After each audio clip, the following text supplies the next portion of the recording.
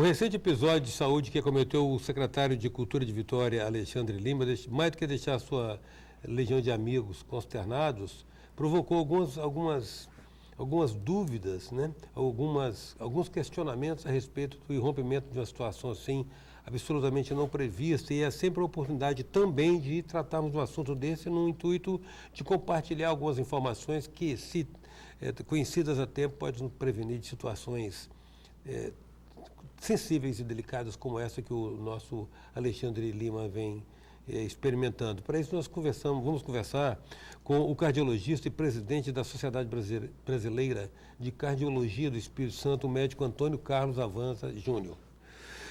Doutor Antônio Carlos, eu vou transferir para o senhor esse questionamento que eu já, de uma certa maneira, fiz o preâmbulo ali. De uma maneira bem didática, o que é um aneurisma? O aneurisma é uma dilatação. Né? Quando a gente fala aneurisma, é uma dilatação, no caso da aorta, uma dilatação do vaso. Um vaso que tem um diâmetro, geralmente, de até 3,5 centímetros, ele dilata, ou seja, ele começa a crescer, a parede do vaso enfraquece e ele dilata. Então, no caso, seria uma dilatação de um vaso. A dissecção é o rompimento, então? O rompimento desse aneurisma, né, a dissecção, na realidade, é o rompimento desse aneurisma, desse vaso que dilatou, ficou com a parede fraca e rompeu. Então, a dissecção é o rompimento do vaso. Bom, então, em tendo identificado o aneurisma, sabe-se já, então, que em algum momento vai ter que ser feita a intervenção. O aneurisma você acompanha, né? Aneurisma, a partir do momento que você detecta essa dilatação pode ser detectada até simplesmente por um raio-x de tórax, no exame de rotina. A partir do momento que você detecta isso no raio-x de tórax, você faz um outro exame também, que não é muito caro, chamado ecocardiograma, e você vê que esse vaso cresceu, está acima do diâmetro dele normal, que é até de 3,7, 3,9 centímetros. Esse paciente já deve ser acompanhado anualmente e ser tratado de forma, se ele for hipertenso, tratado a pressão arterial e ser tratado de outras formas, evitar a hipertensão arterial, evitar tabagismo, evitar atividade física vigorosa. E a partir do momento que essa dilatação chegue a 5,5 centímetros, mesmo o paciente assintomático, mesmo o paciente sem sentir nada, já deve se pensar na intervenção. O senhor falou evitar atividade física vigorosa, significa em alguma medida que há uma limitação, então? Exatamente. A atividade física que a gente chama vigorosa é a atividade física competitiva, né? Os indivíduos que têm uma dilatação importante da aorta acima de 4,5, 4,6 centímetros, ele deve evitar a atividade física competitiva, porque o próprio esforço físico já enfraquece cada vez mais a parede da aorta, que já está um pouquinho mais delgada. Então, esses indivíduos que têm geralmente acima de 4,5 de diâmetro de aorta, deve evitar a atividade física competitiva. Nós temos exemplos de alguns atletas que têm essa dilatação e que são acompanhados de perto, né? No entanto, eles jogam em posições, às vezes, que não exigem muito atividade física. A gente pode comparar um goleiro, ele pode ser acompanhado mais de perto, enquanto um volante, jogador de futebol, deve evitar, né? Um fisiculturista, por exemplo, um indivíduo que tem essa dilatação de aorta, deve evitar pegar peso e ser um fisiculturista competitivo. Então, repetindo, os fatores predisponentes, então? Vários, né? Então, primeiro, você tem um fator genético, você tem a hipertensão arterial, nós temos as arterites, que são acompanhadas de doença infecciosa como sífilis, e temos iatrogênicas. O próprio trauma de tórax pode levar a predisposição à formação de aneurismas. E a própria doença arterial coronariana, que a gente chama própria doença aterosclerótica, a própria placa de gordura pode dilatar a aorta. Então, também pode ser tanto congênito como adquirido? Pode ser congênito, pode ser adquirido. Congênito ou adquirido. Agora, isso significa que a partir de que idade a pessoa deve estar incluindo esse exame no seu check-up periódico? Isso é muito que se ele tem história familiar, né, se o paciente tem história familiar de aneurisma, de alguém que morreu de dissecção aórtica, ele deve incluir a partir dos 35 anos. Né, porque a maioria das vezes o diagnóstico de aneurisma é diagnóstico casual. Então, você não existe hoje uma estratificação de risco para aneurisma. A maioria deles, né, eles são um achado, são casual. Então, você tem que ver os fatores predisponentes. Se é uma pessoa que fuma, que tem pressão alta, se é uma pessoa que tem história familiar, que teve a doença tipo arterite, os pacientes, os indivíduos que têm a síndrome de Down, esses indivíduos devem ser precocemente. Esses já a partir dos 30 anos de idade, eles já devem ser submetidos a exames periódicos. Agora, e qual é o procedimento no caso? Quando o aneurisma chega àquele ponto, adquiriu, a artéria adquiriu aquela bitola que já está em risco. Qual é o procedimento? Faz intervenção cirúrgica? Faz, dependendo da localização. Na maioria das vezes você faz a intervenção cirúrgica. Hoje você tem intervenção, a gente tem o grande meio de fazer o que a gente chama de cirurgia aberta. Então, o indivíduo com 5,5 de aneurisma, hoje você já tem as endopróteses que você pode colocar, que a gente chama percutânea, pela virilha, como se fosse um cateterismo. São as próteses que a gente chama de autoexpansíveis. Então, chegou, o paciente tem 5,5, mesmo assintomático, vê que a predisposição tem história de hipertensão arterial, esse indivíduo, ele procura o médico, a gente encaminha para o cirurgião vascular e o cirurgião vascular coloca a endoprótese. Sim. Sim. Bom, a pressão arterial é um risco permanente, então? O risco permanente.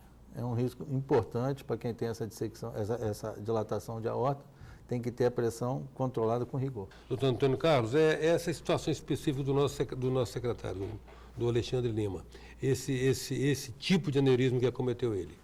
É porque, na realidade, existem, né, na classificação, a classificação nova chamada Stanford, o aneurisma do tipo A e do tipo B. A do Alexandre, no caso, foi o aneurisma do tipo A, que é um aneurisma que a gente chama de arco aórtico, ele é mais alto. Então, é um aneurisma que a mortalidade é muito alta e exige uma intervenção cirúrgica rápida. Então, é um aneurisma que, se fala que a mortalidade cirúrgica, qual o tratamento do aneurisma tipo A? É cirurgia. Não existe outro tipo de tratamento. Se não operar, a mortalidade é muito alta. A cada hora que passa, aumenta em 25% a mortalidade. Então, do tipo A, que é do Alexandre, é de arco aórtico, ele é de pior prognóstico. A literatura fala que é em torno de 25% da mortalidade com a cirurgia. A mortalidade é muito maior. O que a gente tem visto é a mortalidade em torno de 75%. Então, apesar dele ter sido operado por uma bela equipe, que é a equipe do Evangelho, que tem grande experiência, o Carone tem grande experiência em aneurisma, é uma cirurgia de prognóstico ruim, né? É uma cirurgia mais grave. O aneurisma é do tipo A, que é igual à cirurgia. Do tipo B, o tratamento é clínico, ele pode ser operado a posteriori. Mas no caso específico dele, que fatores podem assim, ajudar numa boa reação, alguma complexão física, hábitos de vida? Ajuda muito, né? Isso é de bom prognóstico, o fato dele ter sido operado de imediato, né? O Luciano socorreu ele de imediato, a equipe operou, a precocidade da cirurgia, a idade dele é um fator que age favorável. O fato, não eu conhecia, mas o fato, o que parece, é uma pessoa que tinha uma vida mais regrada, não abusava, né? Se cuidava. Então, isso tudo influencia. Tanto isso é o fator relacionado ao paciente, e você tem o fator relacionado ao socorro, à experiência da equipe, né? Então, o fator prognóstico, ele como um paciente que se cuidava, o fato dele ter sido levado de imediato pelo Luciano para a equipe cirúrgica, e o fato de ter sido operado por uma equipe que tenha muita experiência, né? O tempo de cirurgia também influencia muito, é uma cirurgia grande. Então, eu acho que a cirurgia do Alexandre está resolvida, né? O grande problema que advém agora são as complicações de um paciente grave que está internado na unidade coronária. Mas a cirurgia por si só está resolvida. O evento em si está resolvido. Está resolvido. Né? Pelo menos temporariamente resolvido, como foi o genuíno. Né? Só que agora advém as complicações do tempo de permanência na UTI, as infecções, o tempo que o coração ficou parado, né, que a gente chama de circulação extracorpórea, que a gente deve esperar um pouco para poder reavaliar o prognóstico.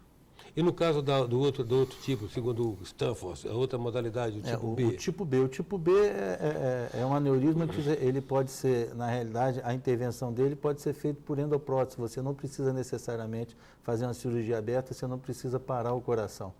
Então, esse do tipo B você pode esperar. A mortalidade, se você esperar um tempo ou se fizer o tratamento clínico, não é tão grande, né?